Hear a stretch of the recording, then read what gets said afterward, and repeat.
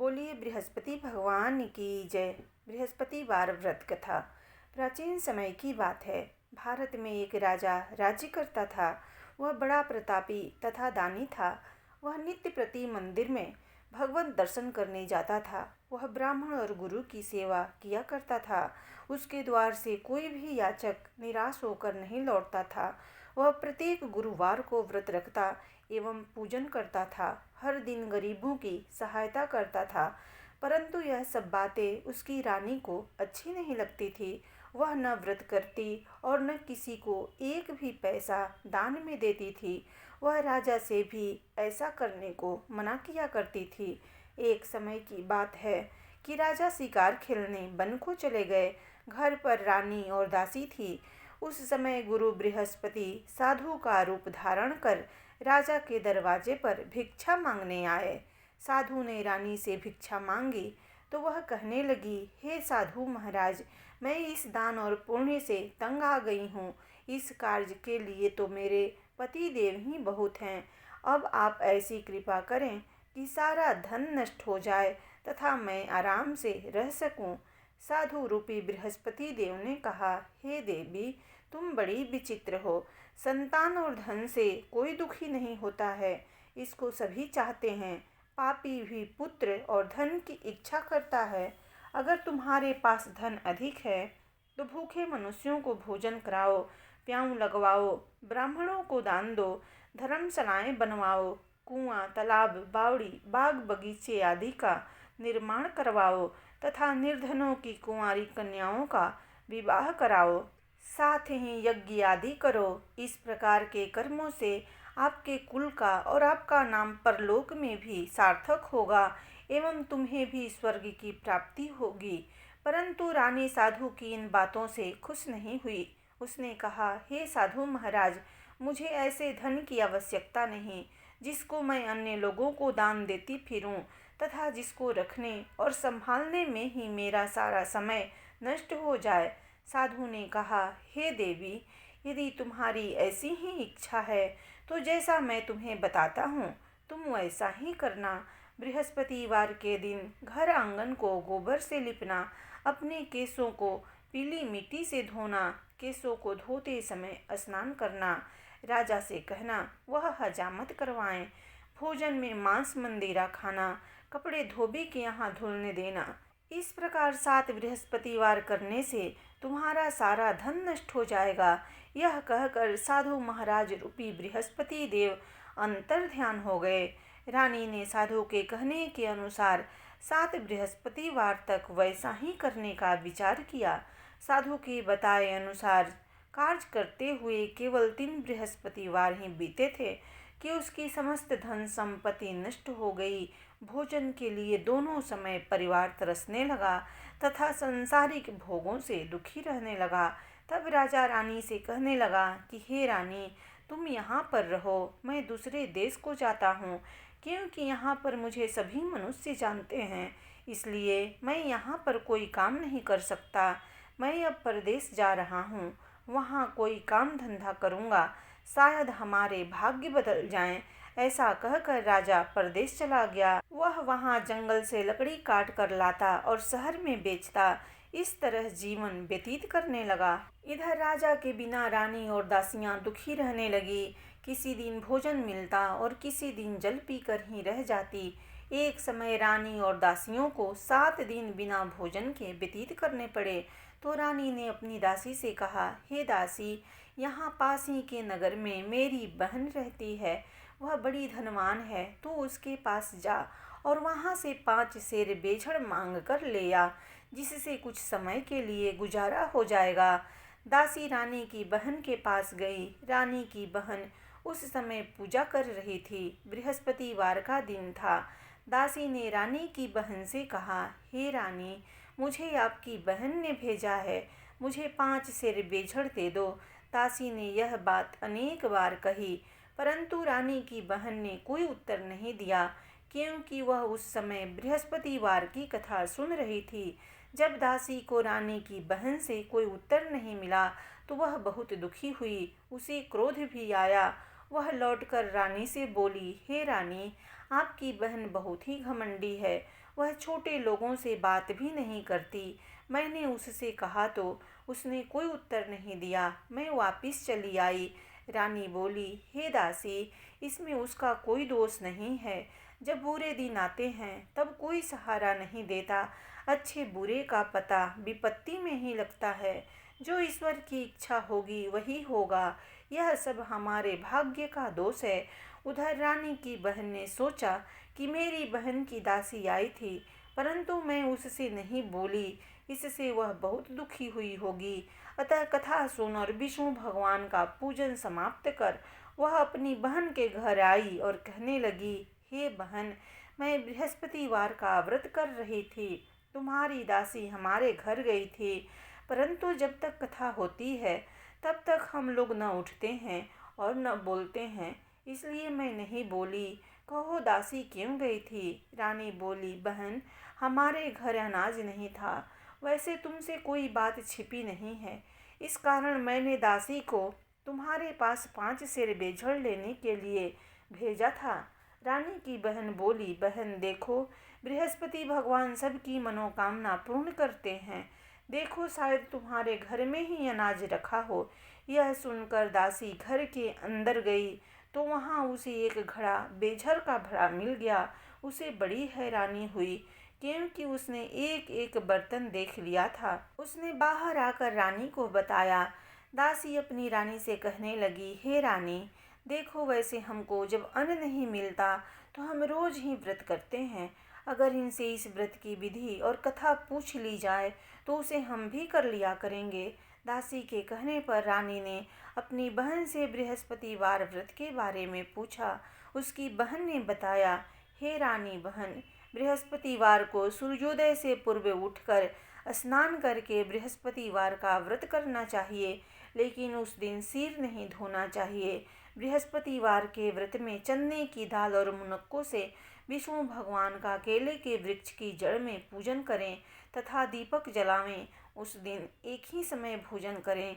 भोजन पीले खाद्य पदार्थ खा करें तथा कथा सुने। इस प्रकार करने से गुरु भगवान प्रसन्न होते हैं, अन्न पुत्र धन देते हैं। इस तरह व्रत और पूजन की विधि बताकर रानी की बहन अपने घर लौट गई। रानी और दासी दोनों ने निश्चय किया कि वे बृहस्पति देव भगवान का पूजन जरूर करेंगी। 7 दिन बाद जब बृहस्पतिवार आया तो उन्होंने व्रत रखा। घुड़साल में जाकर चना और गुड़ बीन लाई तथा उसकी दाल से केले की जड़ में विष्णु भगवान का पूजन किया। अब भोजन कहाँ से आए? दोनों बड़ी दुखी हुई, परंतु उन्होंने व्रत किया था, इस कारण बृहस्पति देव भगवान प्रसन्न थे। वे एक साधारण व्यक्ति के रूप में 2 थालों में सुंदर पीला भोजन लेकर आए और दासी को देकर बोले, हे दासी, यह भोजन तुम्हारे और रानी के लिए है, तुम दोनों करना। दासी भोजन पाकर बड़ी प्रसन्न हुई और रानी से बोली, रानी जी, भोजन कर लो। रानी को भोजन आने के बारे में कुछ पता नहीं था, इसलिए वह दासी से बोली, जा तू ही भोजन कर, क्योंकि तू हमारी व्यर्थ में हंसी उड़ाती है। दासी बोली, एक व्यक्ति अभी भोजन दे गया है। रानी कहने लगी, वह भोजन तेरे ही लिए दे गया है, तू ही भोजन कर। दासी ने कहा, वह व्यक्ति हम दोनों के लिए 2 थालों में भोजन दे गया है, इसलिए मैं और आप दोनों ही साथ साथ भोजन करेंगी। फिर दोनों ने गुरु भगवान को नमस्कार कर भोजन प्रारंभ किया। उसके बाद से वे प्रत्येक बृहस्पतिवार को गुरु भगवान का व्रत और पूजन करने लगी। बृहस्पति भगवान की कृपा से उनके पास धन हो गया, परंतु रानी फिर पहले की तरह से आलस्य करने लगी। तब दासी बोली, देखो रानी, तुम पहले भी इस प्रकार आलस्य करती थी, तुम्हें धन के रखने में कष्ट होता था, इस कारण सभी धन नष्ट हो गया। अब गुरु भगवान की कृपा से धन मिला है तो फिर तुम्हें आलस्य होता है। बड़ी मुसीबतों के बाद हमने यह धन पाया है, इसलिए हमें दान पुण्य करना चाहिए। तुम भूखे मनुष्यों को भोजन कराओ, प्याऊ लगवाओ, ब्राह्मणों को दान दो, कुआं, तालाब, बावड़ी आदि का निर्माण करवाओ, मंदिर पाठशाला बनवा कर दान दो, कुंवारी कन्याओं का विवाह कराओ, धन को शुभ कार्यों में खर्च करो, जिससे तुम्हारे कुल का यश बढ़े तथा स्वर्ग प्राप्त हो और पितृ प्रसन्न हो। दासी की बात मानकर रानी ने इसी प्रकार के कर्म करने प्रारंभ किए, जिससे उनका काफी यश फैलने लगा। एक दिन रानी और दासी आपस में विचार करने लगी कि न जाने राजा किस दशा में होंगे, उनकी कोई खोज खबर नहीं है। गुरु भगवान से उन्होंने प्रार्थना की और भगवान ने रात्रि को राजा को स्वप्न में कहा, हे राजा, उठ, तेरी रानी तुझको याद करती है, अब अपने देश को लौट जा। राजा प्रातःकाल उठकर जंगल से लकड़ियां काट कर लाने के लिए जंगल की ओर चल पड़ा। जंगल से गुजरते हुए वह सोचने लगा, रानी की गलती से कितने दुख भोगने पड़े।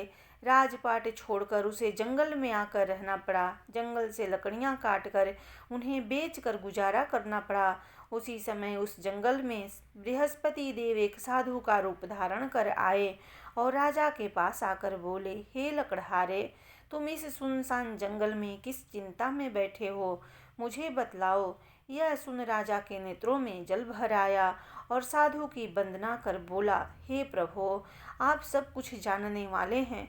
इतना कहकर राजा ने साधु को अपनी संपूर्ण कहानी सुना दी। महात्मा तो स्वभाव से ही दयालु होते हैं।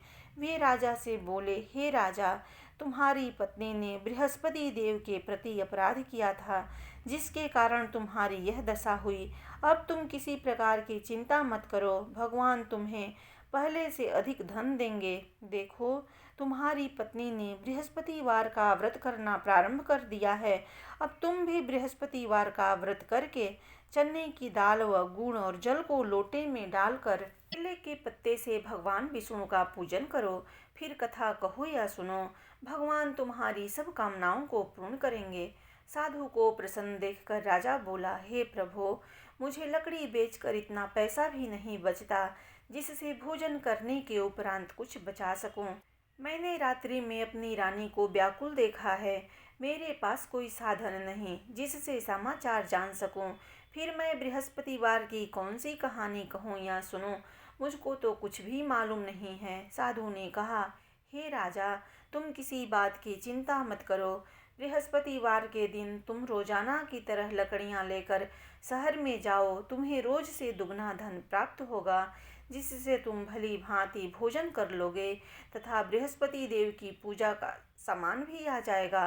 बृहस्पति देव की कथा इस प्रकार है। प्राचीन काल में एक बहुत ही निर्धन ब्राह्मण था।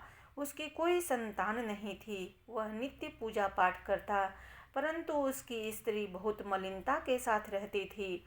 वह न स्नान करती और न किसी देवता का पूजन करती। प्रातःकाल उठते ही सर्वप्रथम भोजन करती, बाद में कोई अन्य कार्य करती।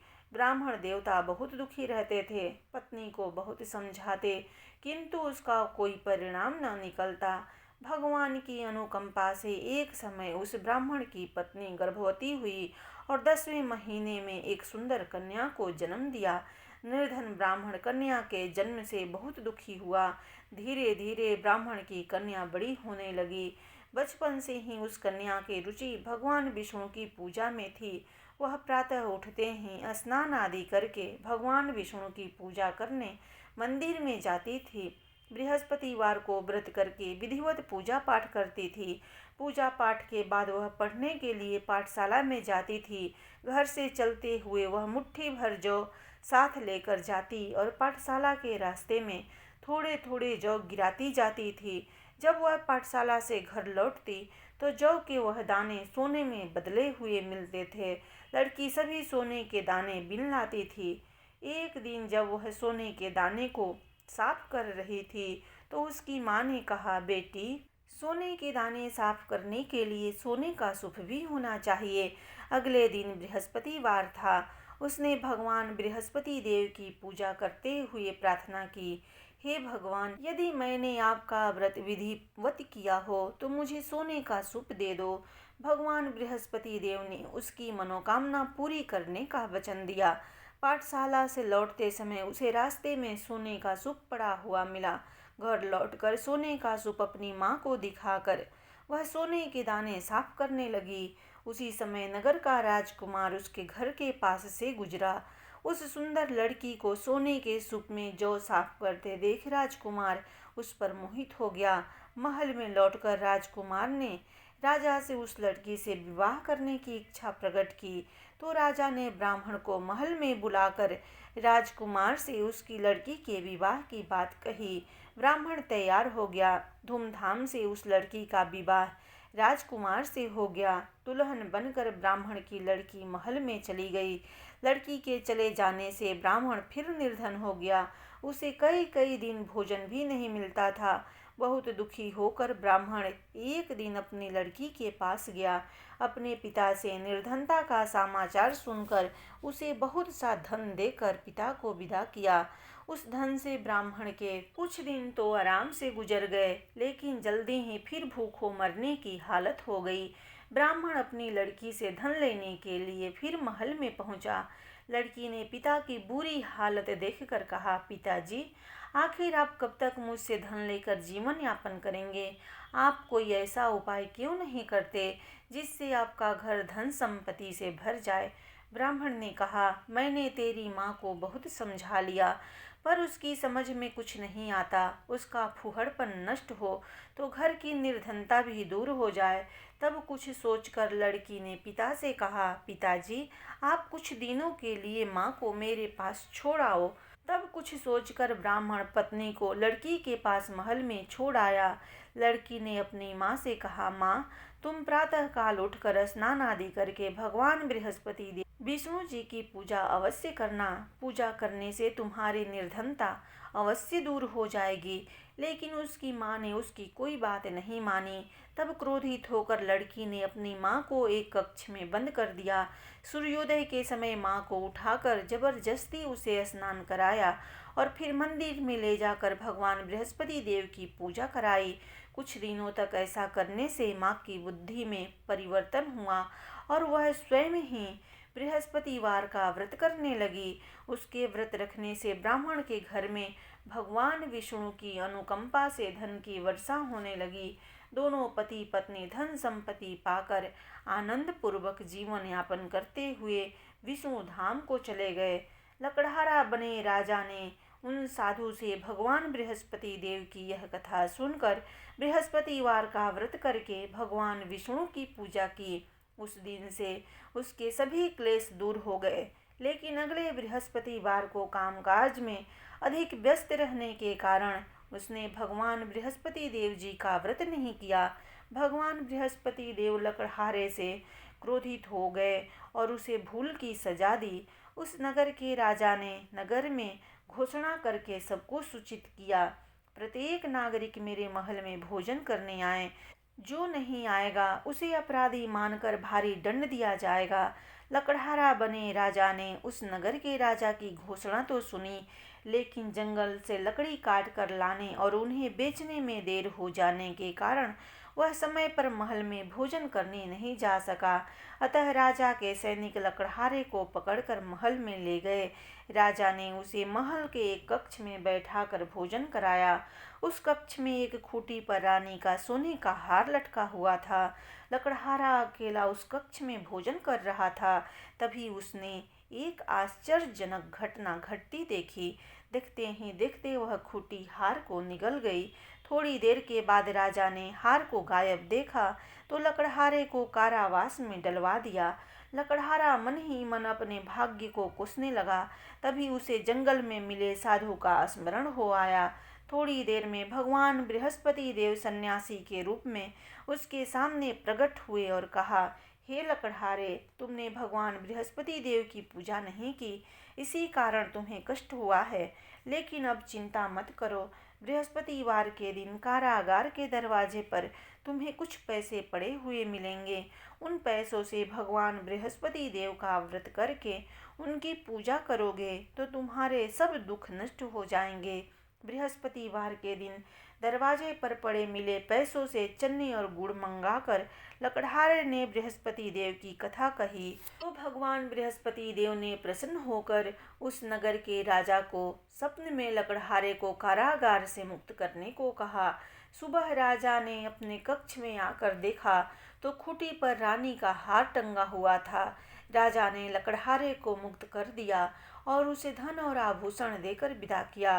लकड़हारा बना राजा उस नगर से चलकर अपने नगर में पहुंचा तो उस नगर में कुएं, धर्मशाला, बाग बगीचे देखकर बहुत प्रसन्न हुआ। राजा ने किसी से पूछा, ये कुएं, धर्मशालाएं किसने बनवाई है? सबने उसे बताया कि यह सब रानी और उसकी दासी ने बनवाए हैं।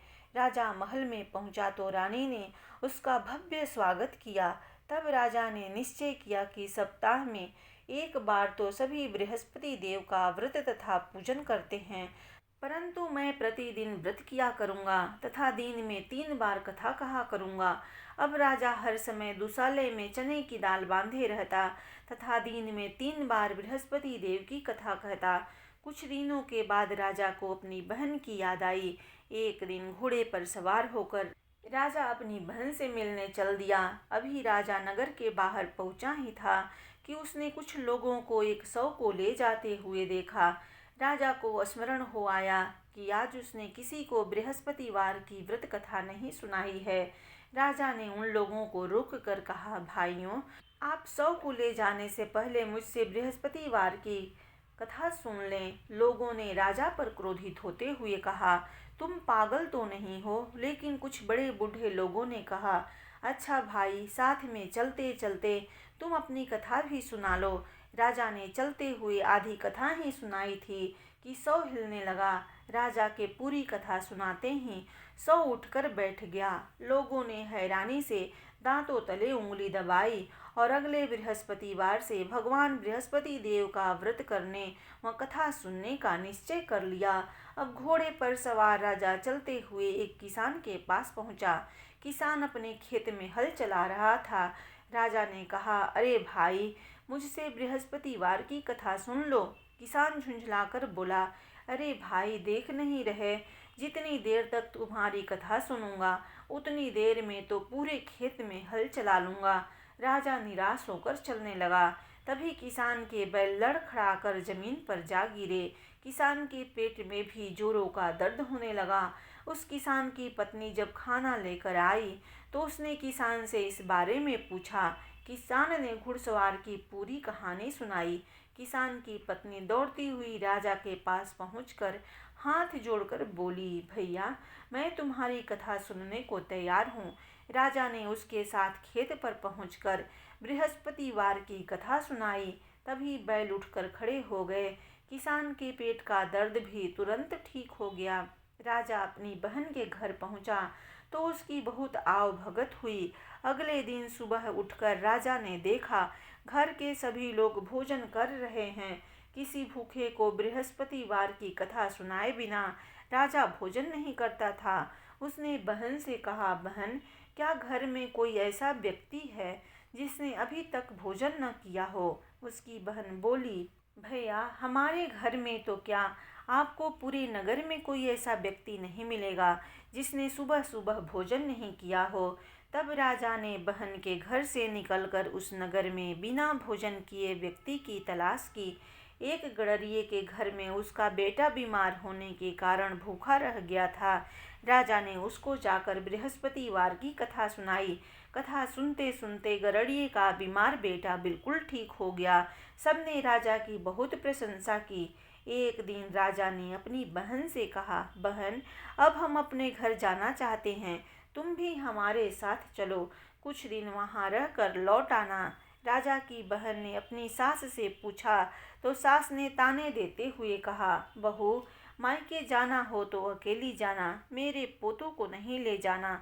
तुम्हारे भाई के कोई संतान नहीं है, कहीं तुम्हारी भाभी मेरे पोतों पर कोई जादू टोना न कर दे।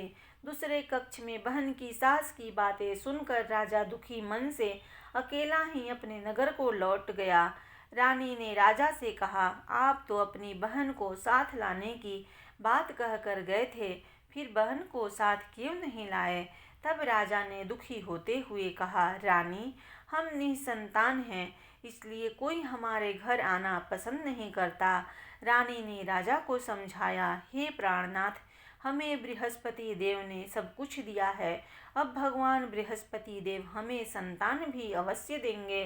बृहस्पतिवार को विधिवत व्रत करते हुए राजा रानी ने भगवान बृहस्पति देव से संतान के लिए प्रार्थना की। कुछ दिनों के बाद उन्होंने सपने में दर्शन देते हुए कहा, हे राजन, तेरी मनोकामना अवश्य पूरी होगी। 1 सप्ताह बाद ही रानी गर्भवती हो गई। 10वें महीने रानी ने एक सुंदर पुत्र को जन्म दिया। राजा रानी जीवन पर्यंत बृहस्पतिवार का व्रत करते रहे। उनके घर में धन की वर्षा होती रही। इस तरह आनंद पूर्वक जीवन यापन करते हुए राजा रानी भगवान बृहस्पति देव की अनुकंपा से मोक्ष को प्राप्त करके सीधे वैकुंठ धाम पहुँच गए। बृहस्पतिवार को विधिवत व्रत करके जो स्त्री पुरुष भगवान विष्णु की पूजा करते हैं, भगवान उनकी सभी मनोकामनाएं पूरी करते हैं। इति श्री बृहस्पतिवार व्रत कथा। बोलिए बृहस्पति भगवान की जय। जय बृहस्पति देवा, ओम जय बृहस्पति देवा। छिन छिन भोग लगाऊं, कदली फल मेवा। ओम जय बृहस्पति देवा। तुम पूर्ण परमात्मा, तुम अंतर्यामी। जगत पिता जगदीश्वर, तुम सबके स्वामी। ओम जय बृहस्पति देवा। चरणामृत निज निर्मल, सब पातक हरता। सकल मनोरथ दायक, कृपा करो भरता। ओम जय बृहस्पति देवा। तन मन धन अर्पण करे, जो जन शरण पड़े। प्रभु प्रकट तब हो करे, आकर द्वार खड़े। ओम जय बृहस्पति देवा। दीन दयाल दयानिधि, भक्तन हितकारी। पाप दोष सब हरता, भव बंधन हारी। ओम जय बृहस्पति देवा। सकल मनोरथ दायक, सब संशय हारी। विषय विकार मिटाओ, संतन सुखकारी। ओम जय बृहस्पति देवा। जो कोई आरती तेरी, प्रेम सहित गावे। ज्येष्ठानंद आनंदन, सो निश्चय पावे। ओम जय बृहस्पति देवा। स्वामी जय बृहस्पति देवा। छिन छिन भोग लगाऊं, कदली फल मेवा। ओम जय बृहस्पति देवा। ओम जय जगदीश हरे। स्वामी जय जगदीश हरे। भक्त जनों के संकट, दास जनों के अवगुण, बंसी वाला दूर करे। ओम जय जगदीश हरे। जो ध्यावे फल पावे, दुख बिन से मन का। सुख संपत्ति घर आवे, कष्ट मिटे तन का। ओम जय जगदीश हरे। मातु पिता तुम मेरे, शरण गहूँ मैं किसकी। तुम बिनु और न दूजा, आस करूं जिसकी। ओम जय जगदीश हरे। तुम पूर्ण परमात्मा, तुम अंतर्यामी। जगत पिता जगदीश्वर, तुम सबके स्वामी। ओम जय जगदीश हरे। तुम करुणा के सागर, तुम पालन करता। मैं मूरख खल कामी, कृपा करो भरता। ओम जय जगदीश हरे। तुम हो एक गोचरे, सबके प्राणपति। किस विधि मिलूं दया में, तुमको मैं कुमति। ओम जय जगदीश हरे, दीन बंधु दुख हरता। तुम ठाकुर मेरे, अपने हाथ उठाओ, द्वार पड़ा तेरे। ओम जय जगदीश हरे, विषय विकार मिटाओ, पाप हरो देवा। श्रद्धा भक्ति बढ़ाओ, संतन की सेवा। ओम जय जगदीश हरे, तन मन धन जो कुछ है, स्वामी सब ही है तेरा। तेरा तुझको अर्पण, प्रभु का प्रभु को समर्पण। क्या लागे मेरा। ओम जय जगदीश हरे, भक्त जनों के संकट क्षण में दूर करे। ओम जय जगदीश हरे। प्रेम से बोलिए विष्णु भगवान की जय, बृहस्पति भगवान की जय।